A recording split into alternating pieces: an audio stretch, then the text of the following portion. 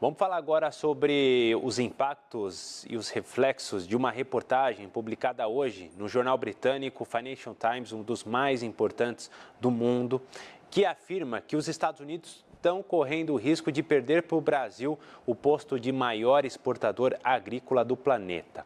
Segundo o Departamento Agrícola dos Estados Unidos, o Ministério da Agricultura brasileiro também tem dados mostrando que os americanos exportaram mais de 170 bilhões de dólares em produtos agrícolas no ano passado, mas esse valor é somente 2 bilhões de dólares a mais que o Brasil.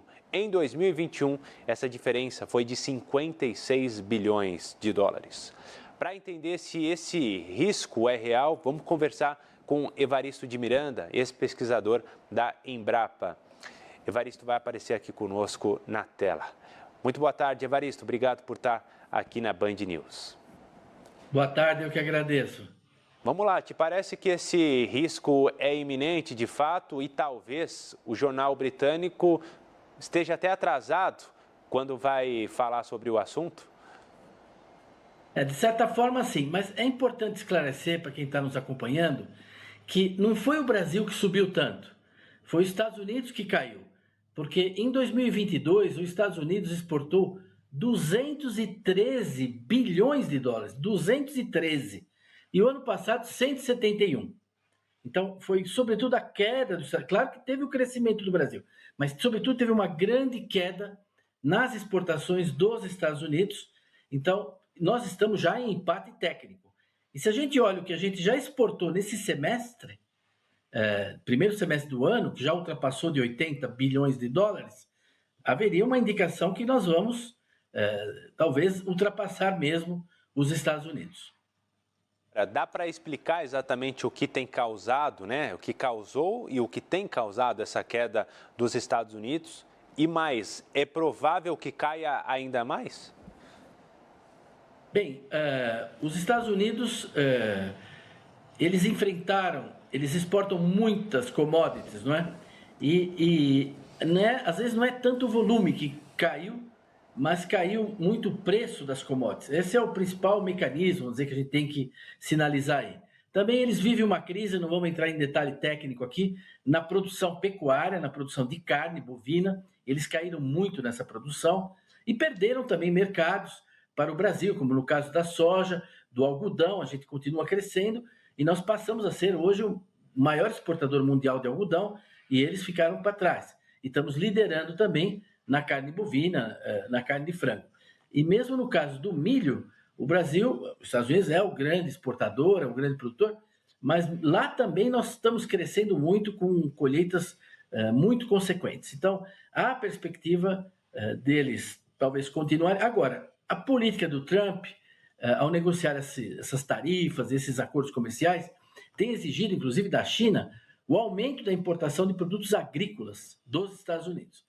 Então, pode ser que essa política beneficie, de um lado, a exportação de produtos agrícolas dos Estados Unidos, mas, por outro lado, também essas tarifas complicaram a vida de vários países, né? E abrem perspectivas para o Brasil também em exportação. Então, é uma situação dinâmica, mas tudo aponta para que o Brasil supere mesmo os Estados Unidos e seja o maior exportador de produtos agrícolas do mundo. E a China vai se tornar cada vez mais a parceira brasileira e menos parceira dos Estados Unidos, levando em conta esse cenário que você bem pontuou? João, você falou muito bem. Quer dizer, desde 2009, a China é o maior parceiro comercial do Brasil. E hoje, nas exportações do agro, em números redondos, 33% das nossas exportações vão para a China. Então, a China é e será, nos próximos 15 anos, 10, 15 anos, com certeza continuará sendo, primeiro, o maior produtor agrícola do mundo, o maior mercado consumidor do mundo e o maior importador de alimentos do mundo.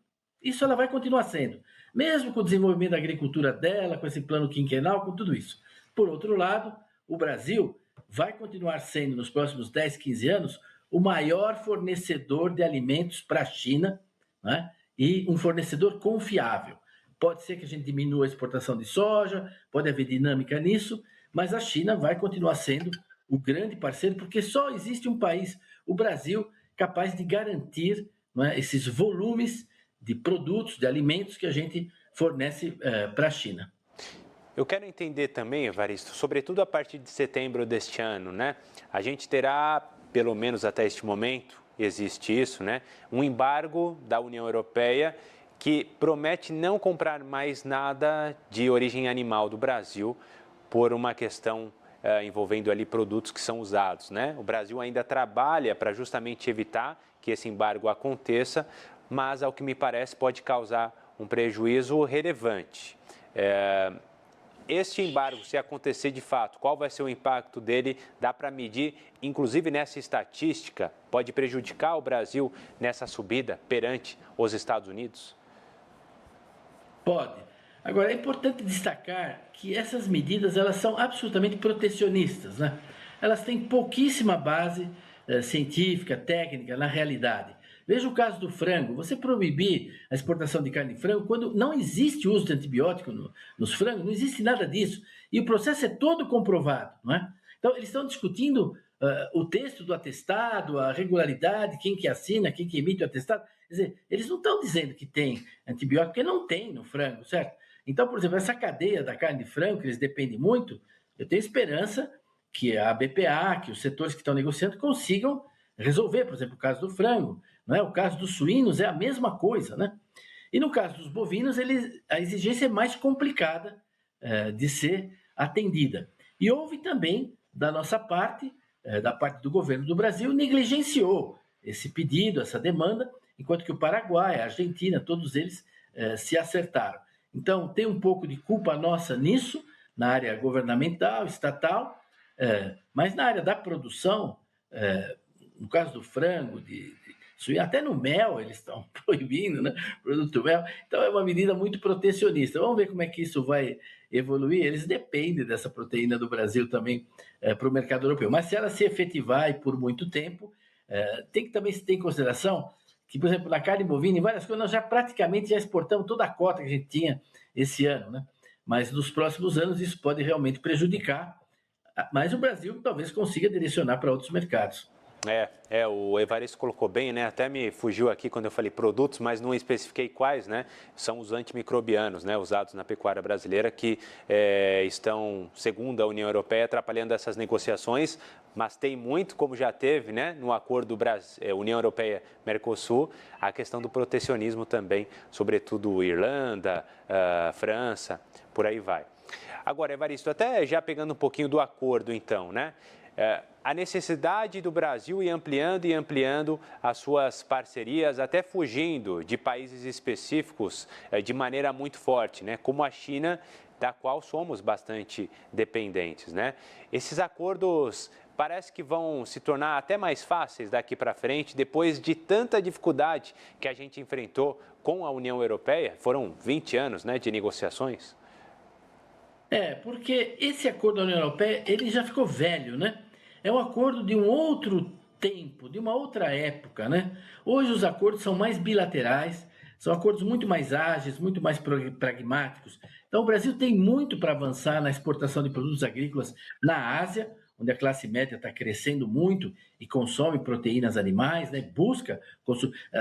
Todo o tempo nós estamos obtendo autorizações para ampliar, né, essas exportações. Estamos tentando avançar na carne bovina lá no Japão, né?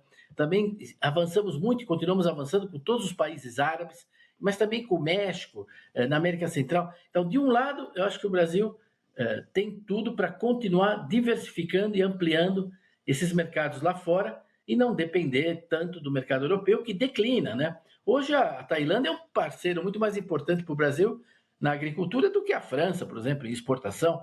Por aí vai, as pessoas às vezes não têm ideia disso, mas a gente cresceu muito nesse mercado de lá. E a outra coisa que eu queria pontuar, que é pouco falada, nós também estamos agregando valor aos produtos agrícolas e exportando alimentos processados. O Brasil, ele é, de certa forma, um dos celeiros do mundo, não é o celeiro do planeta. Muitos países produzem alimentos, mas a gente é um desses celeiros do mundo hoje. Mas nós viramos também o supermercado do mundo. O Brasil, a maior indústria do Brasil hoje não é a indústria automobilística, metalúrgica, nem aeronáutica ou farmacêutica. A maior indústria do Brasil hoje é a indústria de alimentos. E ela se tornou, há poucos anos, a maior do mundo em termos de exportação, de volume de exportação. Então, nós estamos exportando isso, o macarrão, a ervilha na lata, o palmito no vidro, essas coisas processadas, que vão para o supermercado, né?